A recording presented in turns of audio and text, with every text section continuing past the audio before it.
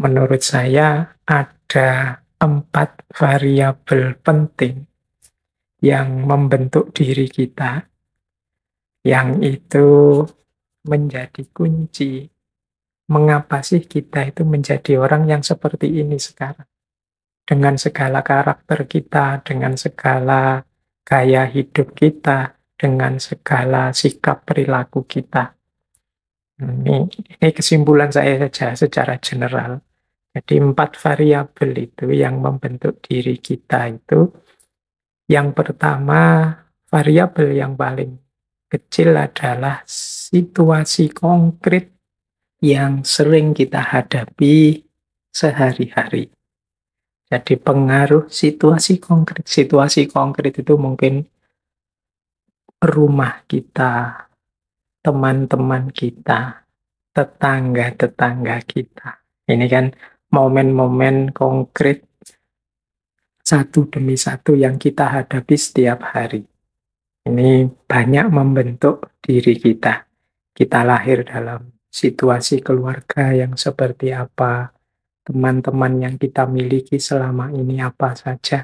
Kita pernah mengalami peristiwa-peristiwa apa saja dalam hidup kita.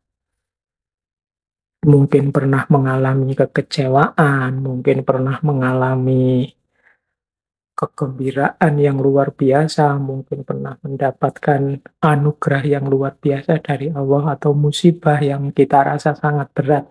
Ini situasi-situasi yang kita hadapi yang itu membentuk diri kita, baik secara positif maupun secara negatif.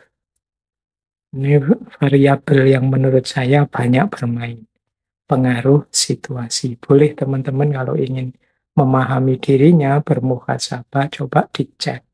Aku itu jadi orang yang seperti ini, itu kira-kira akarnya di mana?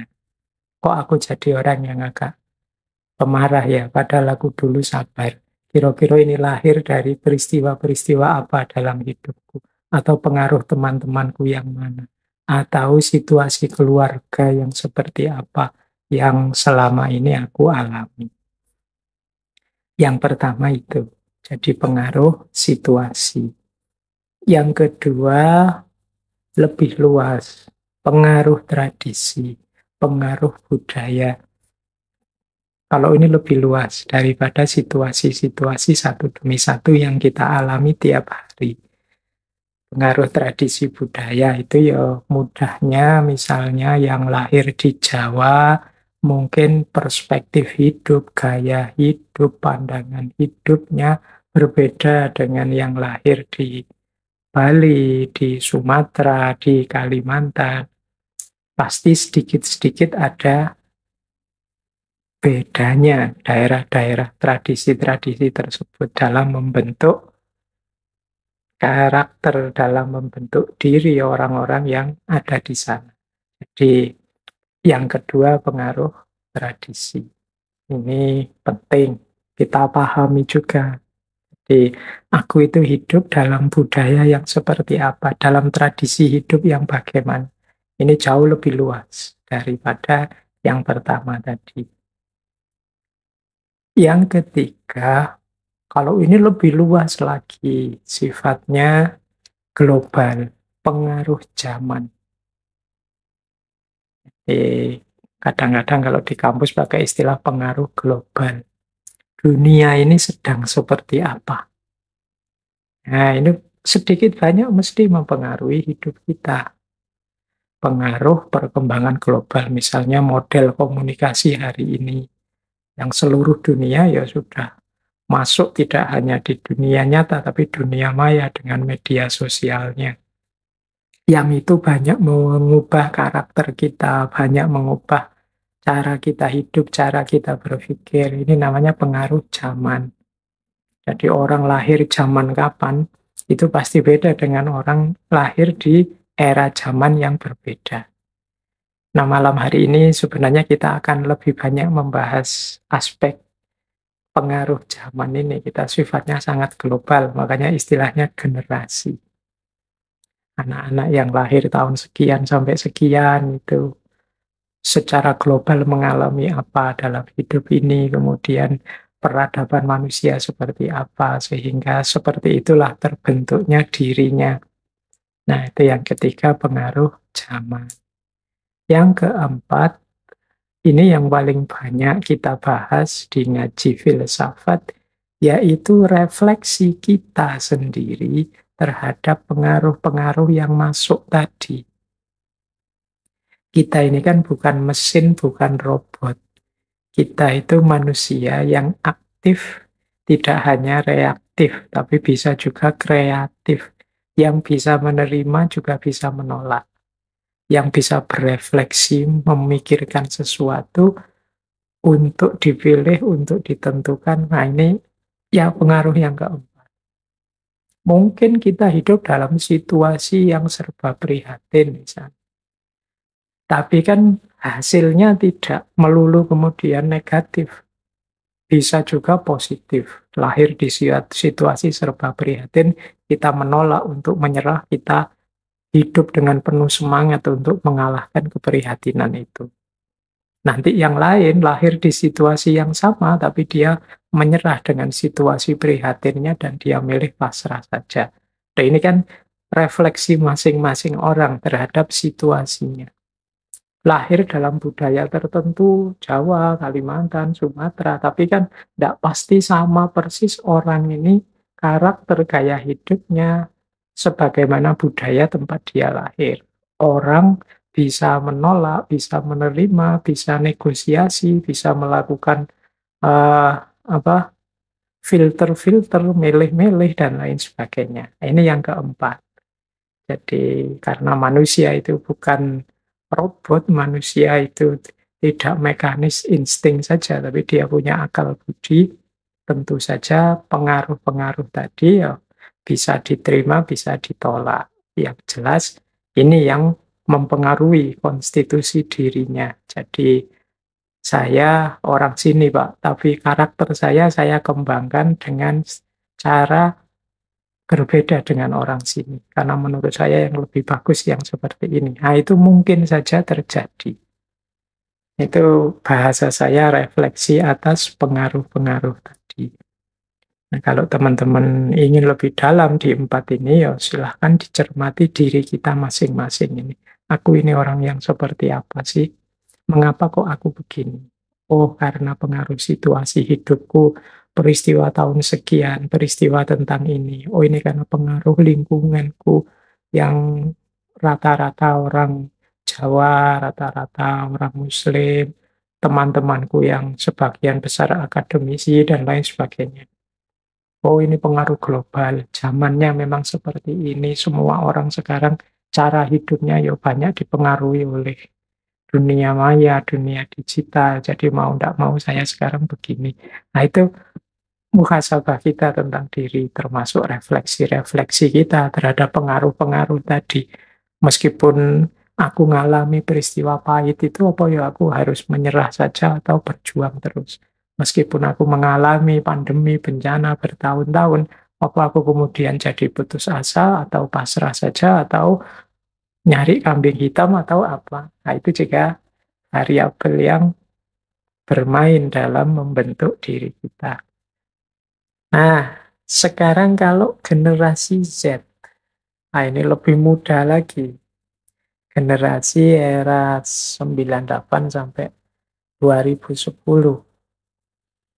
Nah, beberapa mirip dengan generasi milenial, tapi meskipun beberapa ada pendalaman-pendalaman, penyangatan-penyangatan. Misalnya generasi Z ini sosial interaktif, suka melakukan interaksi sosial, termasuk yang melalui teknologi informasi atau yang hari ini kita kenal sosial media. Jadi generasi Z ini suka berinteraksi, suka kalau ditanggapi orang, suka mengomentari, suka juga kalau dikomentari, dijempoli. Jadi yang tadi generasi Y yang agak narsis ini diperkuat dengan sosial interaktifnya di generasi Z. Jadi generasi ini, makanya mungkin hari ini adik-adik anak-anak muda kita rame sekali di medsos dan lain-lain, ya memang karakter eranya begitu. generasi Z. Apalagi mereka ini punya ciri multitasker. Multitaskers itu yang multitasking. Dia tidak nyaman kalau melakukan kegiatan hanya satu saja. Sukanya double-double. Saya tidak tahu ada enggak teman-teman di sini misalnya yo pegang HP, yo nonton TV, ya di depan laptop ngapain. Nah ini multitasker. Kadang-kadang makan saja kan tidak cukup hanya makan. Yo sambil makan, yo sambil ngobrol dengan teman, yo sambil pegang HP baca WA. Multitasker. Ini cirinya generasi Z. Pak, ini apa ada di generasi Z saja? Ya enggak. Ya mungkin generasi yang lain bisa ketularan generasi Z. Yang tua-tua ikut-ikutan, yang muda-muda sekarang serba multitasker. Apa saja disambi, baca WA, baca berita, disambi. Tidak pernah melakukan satu hal dinikmati, dihayati, didalami. Yang dilakukan selalu macam-macam. Nah, kemudian ada penelitian mereka ini entrepreneurs.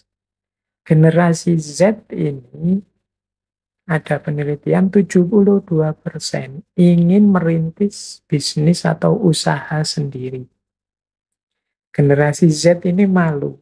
Kalau ditanya cita-citanya apa, terus mungkin jawabnya ingin jadi PNS atau ASN, ingin jadi. Mereka ini lebih suka, lebih bangga kalau mampu misalnya membuka usaha mandiri atau bisnis-bisnis mandiri. Nah, ini kayaknya generasi Z. Nah, terus generasi Z ini adalah generasi yang sangat terdidik, educated. Mengapa? Karena mereka bisa dapat informasi apa saja langsung dari internet, dari teknologi informasi yang mereka pegang. Jadi generasi Z ini satu generasi yang mahir sekali dengan teknologi namanya tech innate. Jadi teknologi itu sudah mendarah daging di mereka, ya di antara efeknya mereka ini bisa tahu apa saja. Bekalnya apa? Loh, bekalnya HP. Wah ini ngeri kalau berhadapan dengan generasi Z, misalnya sebelum ke dokter misalnya, itu kalau generasi ini itu sudah googling dulu. Penyakitku ini namanya apa, cirinya apa, kelemahannya apa, obat-obat yang bisa membantu ini. Wow, itu kalau nanti sudah ketemu dokter bisa diskusi sama dokternya, dia tahu macam-macam dari Google. Mungkin mau belanja ya sudah survei harga-harga dulu. Jadi kalau pedagangnya menaikkan harga suka-suka, dia punya data, punya referensi. Ah, ini kemahalan. Karena harganya kan kalau di marketplace sekitar sekian, ini yang asli sekian, yang KW sekian. Mereka ini ngerti banyak. Jadi karena mudah mengakses informasi. Itu yang disebut generasi educated, generasi Z. Nah, secara umum kemudian generasi ini banyak yang berkarakter filantropis. Mereka ingin menyumbangkan hal besar, ingin melakukan hal besar untuk dunia, untuk hidup ini. Ini namanya filantropis. Mereka punya idealisme-idealisme yang ingin mereka sumbangkan untuk dunia. Nah, mereka ini digital native dan tech innate seperti saya bilang tadi. Mereka generasi yang tidak bisa membayangkan hidup ini tanpa teknologi. Jadi beda dengan generasi saya misalnya, ya kalau generasi saya waktu kecil di desa saya belum ada listrik. Kemudian ngalami ada listrik. Dari radio nanti ngalami dari nonton TV, misalnya nonton film, zaman dulu ada model video yang ada kaset beta, itu kasetnya besar itu, kemudian ada era VCD, ada era DVD, ada era itu kan zaman saya generasi. Tapi generasi Z ini mereka sudah lahir ketika teknologi sudah sangat canggih. Makanya mereka tidak membayangkan, sulit membayangkan hidup yang tanpa teknologi. Nah, ini generasi Z. Di antara kelemahannya, ya kalau generasi Z ini less focused. Jadi karena sukanya multitaskers, mereka ini sulit kalau disuruh fokus pada satu hal. Jadi kita harus sering-sering mengingatkan.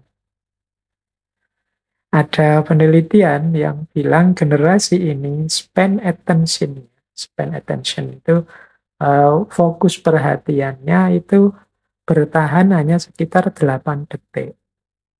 Jadi mereka bisa fokus pada sesuatu secara serius itu ada yang bilang kalau generasi Z ini hanya 8 detik. Setelah itu mungkin mereka noleh sana, noleh sini, ingin melakukan hal lain selain yang sedang dilakukan tadi.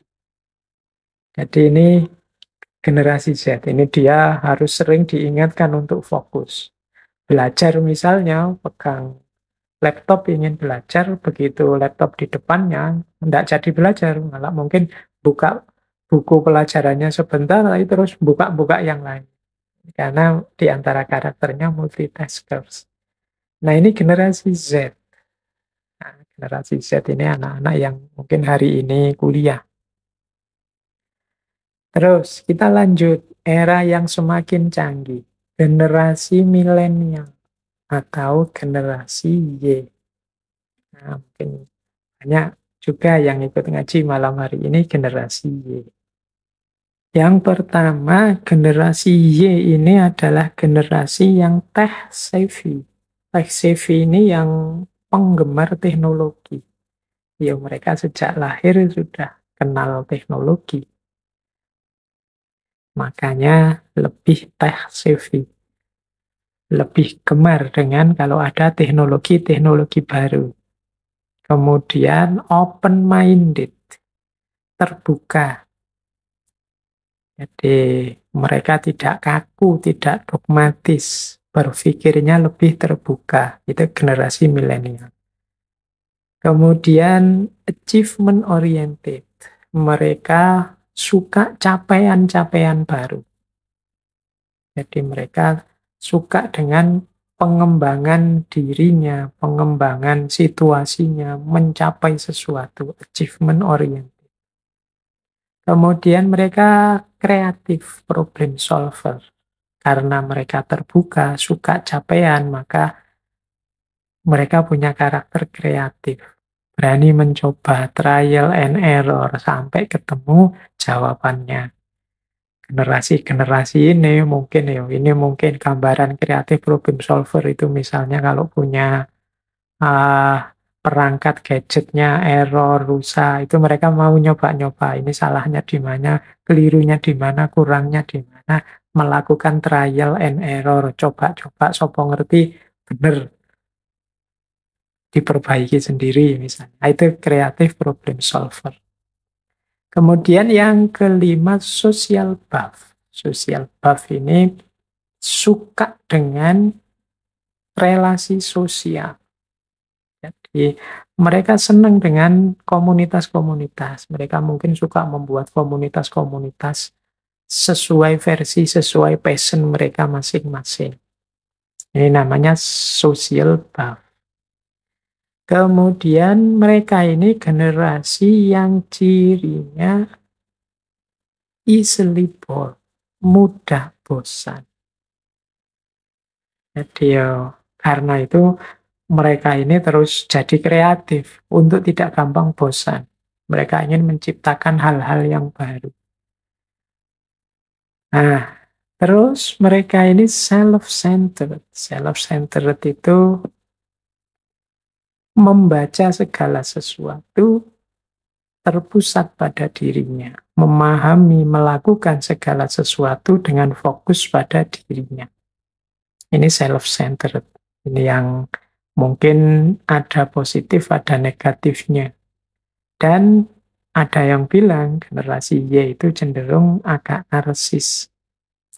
Ingin tampil, ingin menunjukkan dirinya, apalagi didukung self-centered tadi, terpusat pada diri. Meskipun begitu, mereka ini ya gemar teknologi, pikirannya terbuka, orientasi hidupnya untuk capaian-capaian, dan kreatif, serta suka bersosialisasi. Meskipun ya mudah bosan, perspektifnya lebih ke perspektif sesuai dirinya dan agak narsis. Ini cirinya generasi Y, generasi milenial. Kita lanjut. Generasi X, ini 65 sampai 80. Ini mungkin kalau sebagian besar teman-teman yang mendengarkan, ya generasi X ini orang tuanya teman-teman hari ini. Itu mungkin kelahiran generasi X. Saya juga masuk generasi X. Ada sedikit beda di era ini. Sudah agak jauh dari perang, sudah mengalami kemakmuran. Sudah mulai muncul fasilitas-fasilitas teknologi. Nah, generasi X ini melanjutkan era baby boomers. Yang pertama punya karakter balance antara work and life. Jadi kalau generasi baby boomers cirinya pekerja keras, gimana caranya bekerja meningkatkan kualitas diri. Tapi generasi X ini yo kerja, tapi kerja untuk hidup, bukan hidup untuk kerja. Jadi bagi generasi X, kerja itu alat untuk memenuhi kebutuhan hidup. Jadi kerja itu alat, bukan tujuan. Nah, ini cara berpikirnya generasi X. Kalau baby boomer tadi kan semangat sekali kerja, pokoknya ayo kerja, ayo kerja. Tidak salah, karena zaman itu sedang semangat-semangatnya membangun pasca perang. Nah, generasi X ini situasinya sudah stabil lama, maka muncul kesadaran, yo kita hidup ini bukan kerja untuk hidup, tapi bukan hidup untuk kerja, tapi kerja untuk hidup. Jadi kerja itu alat untuk memenuhi tujuan hidup. Ciri pertama. Ciri kedua dari generasi X ini lebih fleksibel, lebih mudah beradaptasi, toleran terhadap berbagai gaya hidup.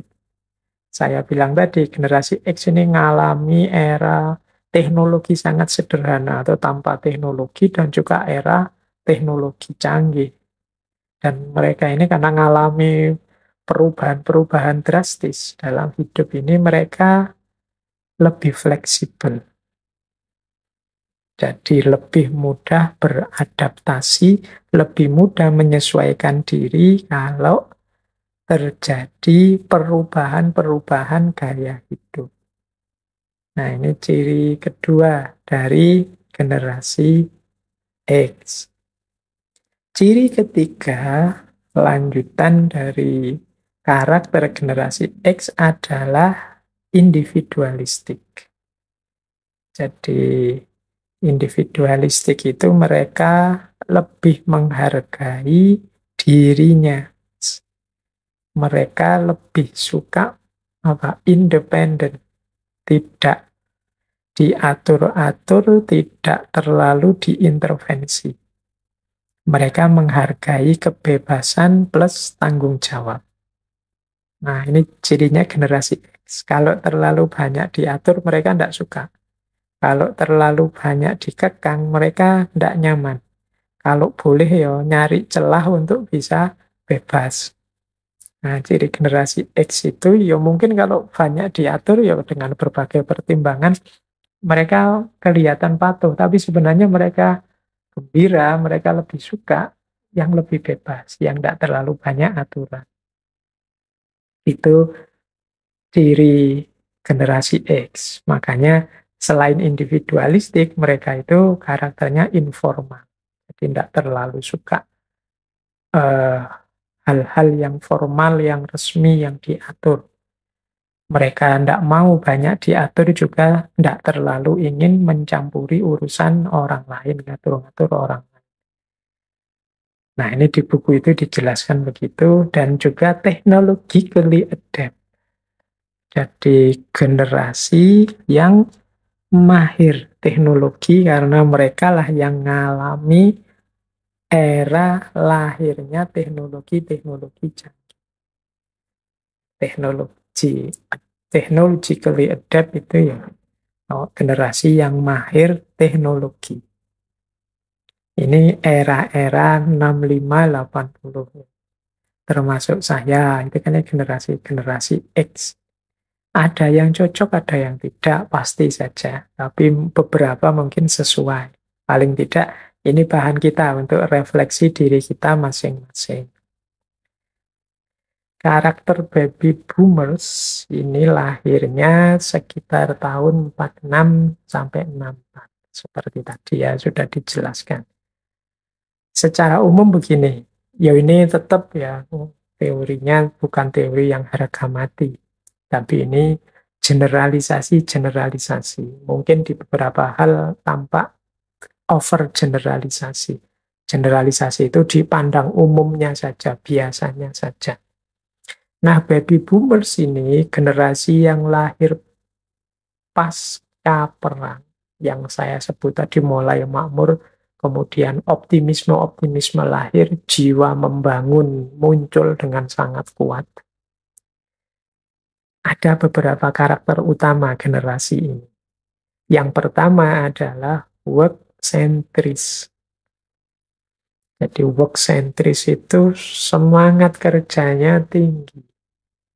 Orang-orang ini yang baru mengalami situasi pahit karena perang, kekacauan, dan lain-lain, semangat membangunnya memuncak, maka etos kerjanya tinggi. Makanya istilahnya work centris. Kita harus kerja, kerja. Nah, ini gaya baby boomers. Perubahan tidak akan terjadi kalau kita diam saja. Mari membangun. Ini gaya baby boomers. Kemudian yang kedua, kompetitif. Kompetitif itu berarti mereka ini bersaing, berlomba. Ayo, siapa yang lebih cepat, dia yang menang. Dia yang maju, yang unggul. Mari bikin inovasi-inovasi. Mari melakukan temuan-temuan untuk menghasilkan kemajuan-kemajuan. Jadi istilah progres, kemajuan, dan lain sebagainya itu populer sekali. Jadi gaya baby boomer itu kompetitif. Mereka ingin menang, tidak mau kalah dengan yang lain. Kalau sana maju, yo kita harus maju juga. Kalau mereka sukses, kita juga harus sukses. Ini gaya kedua. Jadi kompetitif. Nah, ini boleh teman-teman membandingkan dengan orang tuanya misalnya, atau kita yang mungkin Bapak Ibu ada yang mendengarkan ngaji malam ini, kira-kira cocok nggak ya generasi era ini itu kompetitif. Dia tidak nyaman kalau kalah dengan yang lain. Dia inginnya maju dan work centris, inginnya kerja keras. Kemudian self-reliant. Self-reliant itu mandiri. Kemandirian itu jadi kebanggaan tersendiri, ketidaktergantungan. Saya bisa memenuhi kebutuhanku sendiri. Dulu zaman Orde Baru di Indonesia, di era-era ini kan populer sekali istilah misalnya swasembada. Jadi bisa memenuhi sendiri kebutuhan-kebutuhan. Self-reliant. Kemudian yang keempat, generasi baby boomers ini appreciate proses. Sangat menghargai proses. Yo kalau ingin sukses ya kerja. Kalau ingin berhasil ya berjuang. Sangat menghargai proses. Kemudian sangat menyetujui, menyukai self-improvement. Jadi bagaimana meningkatkan kualitas diri yang terus-menerus. Ini mental-mental yang dikembangkan mungkin oleh simbah-simbah kita hari ini. Jadi orang itu ya harus tambah baik, jangan jadi orang buruk, jangan jadi orang yang rankingnya turun, ranking kita harus naik terus. Nah, kemudian etik. Jadi etik itu ya sangat menjunjung tinggi, mengedepankan moralitas, etika, akhlak, dan adab. Nah, ini menjadi andalan dari kelompok baby boomers. Makanya adik-adik, teman-teman, ya jangan bosen, jangan jemu kalau sering dinasehati oleh simbah-simbahnya untuk jadi orang yang baik, yang sifatnya begini, begitu. Karena memang karakternya baby boomers itu fokus pada etik dan juga idealistik. Idealistik itu banyak ideal-ideal, banyak nilai-nilai hidup, nilai-nilai diri yang diperjuangkan. Jadi hidup berdasar nilai-nilai, berdasar norma, berdasar etik untuk meningkatkan diri, kemudian mengikuti proses, sadar proses untuk mandiri, hidup secara kompetitif dan kerja, work centris. Itulah beberapa karakter yang baby boomers. Meskipun ada kritik juga, ada sedikit kecenderungan kelompok baby boomers itu punya karakter egoistik. Egoistik itu ya intinya kalau dia merasa benar ya sudah, sulit dikritik. Jadi versinya dia dianggap ya ini yang terbaik. Kalian harus manut saya, ikut saya. Nah ini gaya baby boomers. Ya saya bilang tadi ini tidak harga mati. Mungkin setiap orang beda-beda. Tapi secara umum, secara global, karakter baby boomers itu ya semacam ini. Work centris, kompetitif, self-reliant, appreciate proses, self-improvement, etik, idealistik, dan agak egoistik. Baik,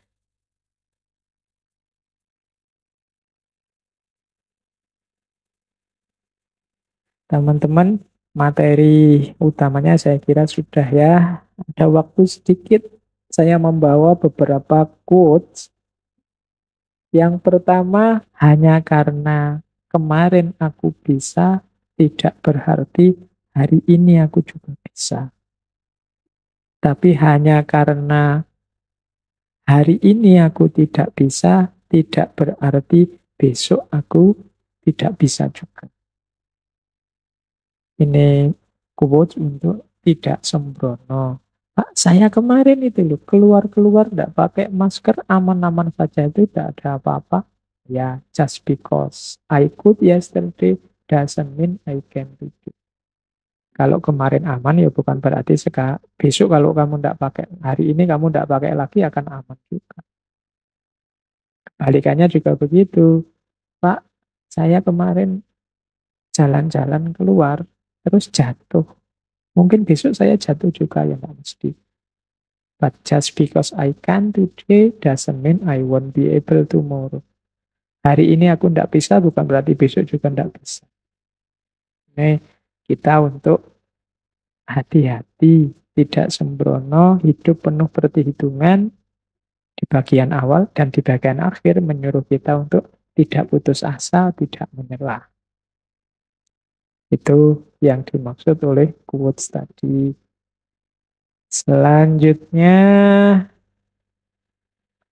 ini seperti sunatullah kudratullah tadi. Cuma quotes dalam bahasa Inggris. Not everything that is faced can be changed, but nothing can be changed until it faced. Tidak semua yang dihadapi bisa diubah, tapi tidak ada apapun bisa diubah sampai dihadapi. Oke, tidak ada yang bisa kita hadapi, tidak ada yang berubah kalau tidak kita hadapi. Not everything that is faced can be changed, but nothing can be changed until it is. Kalau tidak kita garap, ya tidak akan selesai. Tapi tidak semua yang kita garap selesai. Kalau kamu belajar, kamu bisa pinter, bisa tidak pinter, tapi kalau kamu tidak belajar, pasti kamu tidak pinter. Kalau kamu berusaha, kamu bisa kaya, bisa juga tetap miskin, wong penghasilannya tidak besar. Tapi kalau kamu tidak berusaha, pasti kamu miskin. Not everything that is fixed can be changed, but nothing can be changed until it's fixed. Terakhir, ya ini saudara-saudara kita yang sedang sakit, boleh baca ini. You are allowed to scream, you are allowed to cry, but do not give up. Engkau boleh berteriak sekeras-kerasnya, engkau boleh menangis, tapi jangan menyerah. Sakit bukan musibah, bahkan di balik sakit ada anugerah dan banyak hikmah. Sengaja saya bawa ini, teman-teman sering dengar quotes ini tentang sakit dan sehat. Mensana in corpore sano. Banyak yang tidak suka dengan pepatah ini, dengan peribahasa ini, karena kita mengartikan mensana in corpore sano itu sebagai dalam tubuh yang sehat terdapat jiwa yang sehat. Sebenarnya maksudnya kalimat ini adanya di syair seorang penyair Romawi yang namanya Junival. Junival ini punya, sebenarnya ini syair religius. Kalimat itu artinya bukan, awalnya sebenarnya bukan untuk kita menjaga kesehatan jasmani biar pikiran kita sehat.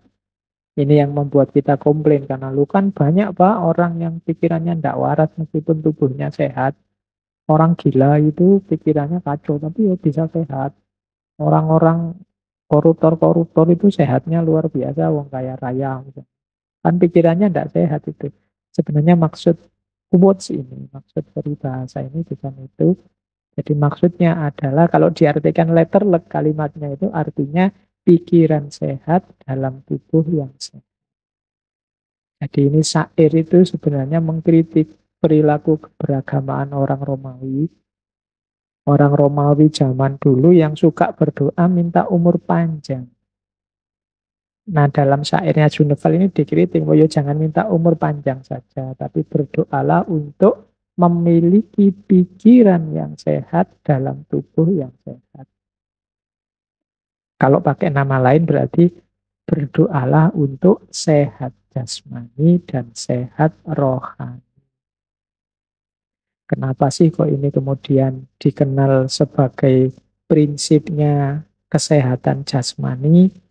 Ini kalau dalam sejarahnya ini berhubungan dengan seorang tokoh olahraga namanya John Halley dari Inggris. Dia menggunakan semboyan mensana in corpore sano itu untuk moto klub atletiknya, klub atletik Liverpool pada sekitar tahun 1861. Karena dipakai untuk klub atletik, klub olahraga, terus konotasinya kemudian ini semboyan untuk kesehatan fisik saja. Padahal sebenarnya ini mensana in corpore sano itu makna letterleknya bukan untuk kesehatan fisik, tapi mana letternya pikiran sehat dalam tubuh yang sehat. Mensana in corpore sano. Bukan pikiran sehat itu karena tubuhnya sehat, tapi pikirannya ya sehat, tubuhnya ya sehat. Itu maksudnya quotes itu. Oke, ini juga quotes bagus dari Charles Frazier. Disease is nature's revenge for our destructive. Penyakit itu adalah balas dendamnya alam, balasan alam terhadap perilaku merusak kita. Ini saya jelaskan minggu lalu ketika bencana, bagaimana perilaku manusia yang rusak ternyata bisa menghasilkan hal-hal yang merusak pula terhadap manusia. Ada quotes lagi, we don't know how strong we are until being strong is the only choice we have. Kita tidak tahu sekuat apa kita sampai menjadi kuat adalah satu-satunya pilihan kita. Bertahan, berjuang, mencari kesembuhan, ini kan butuh kekuatan. Ini kan sebenarnya terpaksa. Kita tidak tahu loh kita setangguh itu, kita tidak tahu loh kita sekuat itu, tapi dipaksa oleh sakit, akhirnya kelihatan bahwa kita ini kuat. Kalau nggak dipaksa ya kita tidak mau berjuang, nggak kelihatan kekuatan kita. We don't know how strong we are until being strong is the only choice we have. Kita tidak tahu sekuat apa kita sampai menjadi kuat adalah satu-satunya pilihan. Para mahasiswa itu tidak tahu bahwa mereka sebenarnya punya potensi untuk menulis sampai dipaksa oleh dosennya, dipaksa oleh aturan bikin skripsi untuk menulis sehingga kelihatan bahwa mereka pintar loh menulis. Ini sama konotasinya dengan itu. We don't know how strong we are until being strong is the only choice we have.